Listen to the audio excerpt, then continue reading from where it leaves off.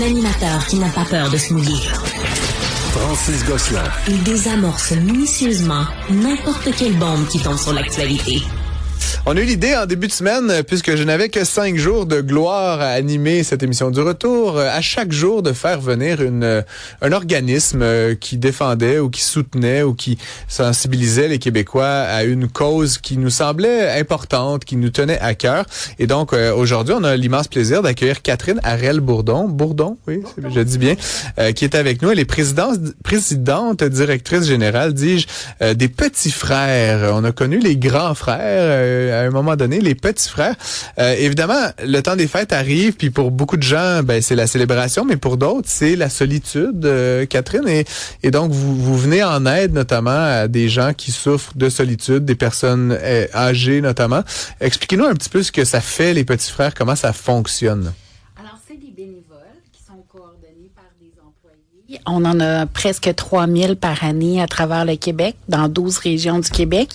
Et dans le temps des fêtes, on offre toutes sortes de choses. Des visites amicales, des activités, donc souvent un repas de Noël. Donc, dans les prochains jours, on va vivre un peu partout au Québec des repas de Noël avec des aînés qui sont isolés de 75 ans et plus. Vous comprenez qu'on les appelle pas aînés isolés? Non. Alors, on les appelle nos grands amis.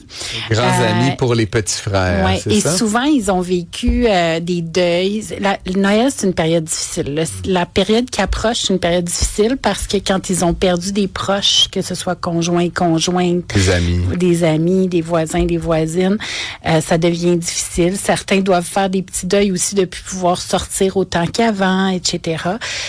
Donc, nos bénévoles sont là pour eux. On leur fait un repas, on leur donne un petit cadeau.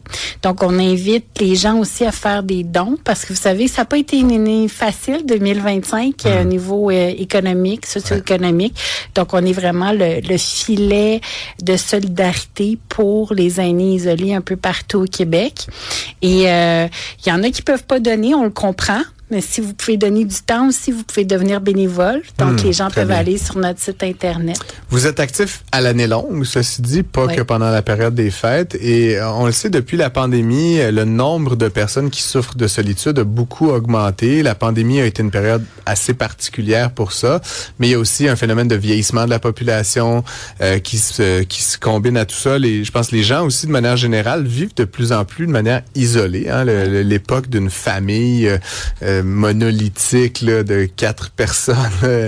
Les temps ont changé, j'aurais envie de dire.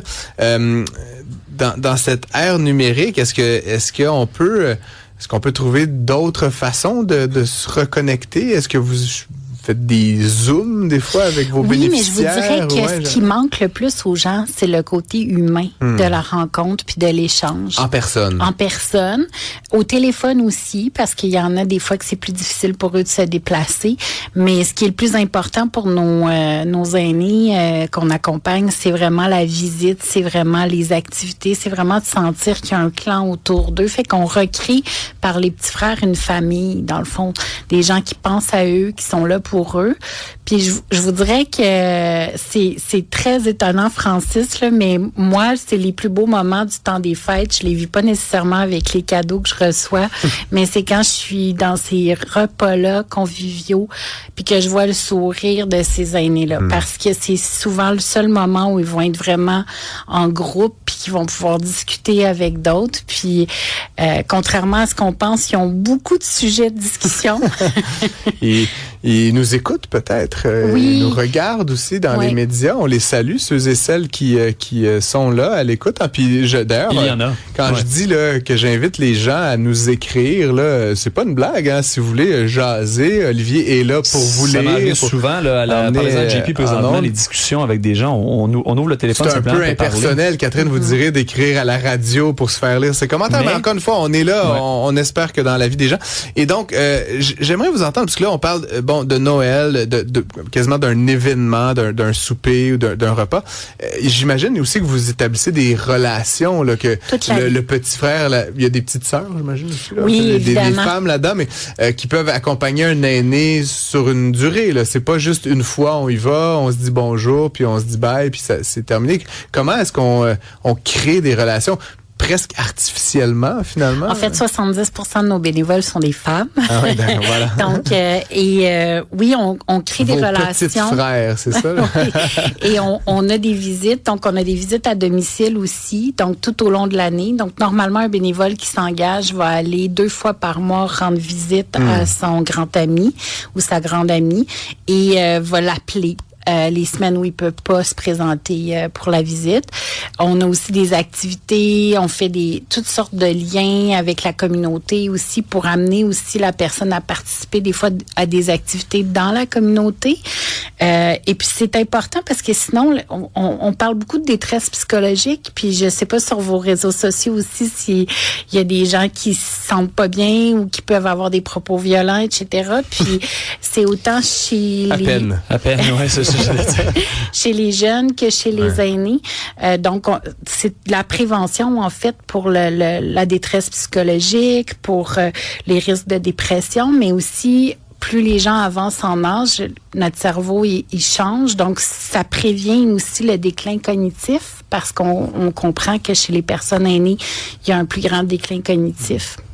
Je vous parlerai pas de la démission de Pablo Rodriguez, évidemment, mais je vous amène un petit peu sur le terrain du politique parce que 2 pays, là, que je sache, le Royaume-Uni et le Japon, ont créé un ministère de la solitude. Je trouvais ça presque beau. J'ai aucune idée ce qu'ils font, ces ministres-là ou ces ministères, mais est-ce que c'est quelque chose que vous avez déjà, auquel vous avez réfléchi? Est-ce qu'on devrait faire ça au Québec, un ministère de la solitude? Ben, dans les prochains mois, on va se prononcer avec des recommandations parce que vous comprenez qu'il va y avoir des élections provinciales. Donc, on va faire des recommandations avec d'autres partenaires aussi sur des éléments importants. Puis c'est sûr qu'en ce moment, on n'a pas le sentiment que la priorité est beaucoup sur les aînés et les gens qui sont de plus en plus vulnérables.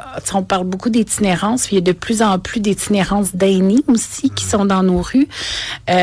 Avec le coût de la vie aussi, les gens qui ont juste des petites retraites, des petits revenus avec les pensions, la pension du Canada puis la Régie des rentes, c'est pas facile pour eux non plus. Donc, c'est important de pouvoir représenter, dans le fond, les aînés qui sont isolés, qui ont pas de proches aidants, hein, parce que souvent, ils ont pas de conjoints ou d'enfants qui peuvent revendiquer pour eux. On peut donc devenir bénévole des Petits Frères, mais on peut aussi faire un don. Ça peut, comme je dis, c'est un des objectifs de notre semaine, c'était de sensibiliser les auditeurs, les téléspectateurs à ces causes qui nous semblent nobles. Comment on fait? Combien on donne? Comment ça fonctionne? Faites-nous votre pitch, Catherine. Comme, on peut aller sur le site internet à petitsfrères.ca. Et vous pouvez aller faire un don avec un 50$. Puis évidemment, ça dépend de la capacité de payer des gens. On est conscient que c'est pas tout le monde qui a cette capacité-là, mais avec un 50$, on va payer le repas pour notre aîné, son bénévole, puis une partie du cadeau. Puis on a aussi des grands donateurs qui nous ont fait des dons parce que même les coûts de cadeaux augmentent, les coûts de transport augmentent, fait qu'on se comprend que c'est de plus en plus coûteux de pouvoir... Les grands donateurs des Petits Frères. Il y a quelque chose de beau là-dedans, mesdames et messieurs. Donc, lespetitsfrères.ca, petitsfrères.ca. Petitsfrères.ca. Au pluriel.ca. Merci beaucoup, Catherine, d'être venue en studio. Puis, évidemment, on vous souhaite un joyeux temps des fêtes. Puis, on souhaite, évidemment, que de nombreux bénévoles et de nombreux généreux donateurs se joignent à la cause qui est très importante, lutter contre la solitude des aînés. Je pense que c'est quelque chose qui devrait faire plus de bruit. Et il y a une campagne électorale. Fait que je vous souhaite d'être bruyant au cours de la prochaine année. Merci. Merci. Une autre vision de l'actualité.